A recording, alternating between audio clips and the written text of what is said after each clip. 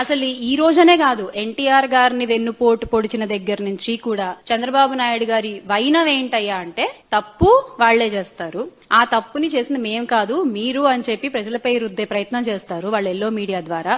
కాదు ఇది మీరు చేసిన తప్పే అని ఎవరైనా మధ్యలో వచ్చి మాట్లాడితే కూడా వాళ్ల మీద కూడా లేనిపోని కేసులు బనాయించి అరెస్టులు చేసి లోపలికి నెట్టే ప్రయత్నాలు చేస్తారు. ఇదంతా ఏంటంటే వీళ్ళొక మోడస్ ఆపరెండి అన్నమాట. నాట్ ఓన్లీ టుడే, ఈ రోజే కాదు, వాళ్ళు ఎన్టీఆర్ గారిని వెన్నుపోటు పొడిచిన దగ్గర నుంచి కూడా జరుగుతున్న వైనం ఇదే మనం చూస్తూ వస్తూనే ఉన్నాం.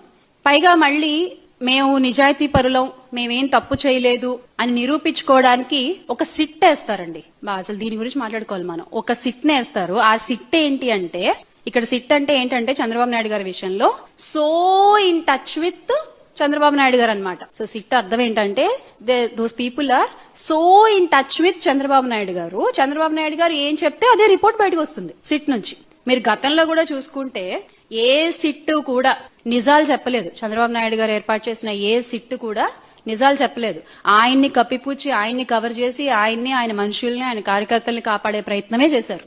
ఆయన బిజినెస్ పార్ట్నర్స్ ని, వీళ్ళని కాపాడే ప్రయత్నమే చేసింది తప్ప ఏ సిట్టు కూడా ఈ రోజు వరకు ఆయన ఆధ్వర్యంలో ఏర్పాటు చేసిన సిట్టు నిజం చెప్పలేదు. ఎందుకంటే they are so in touch with Chandrababu Naidu గారు అనమాట.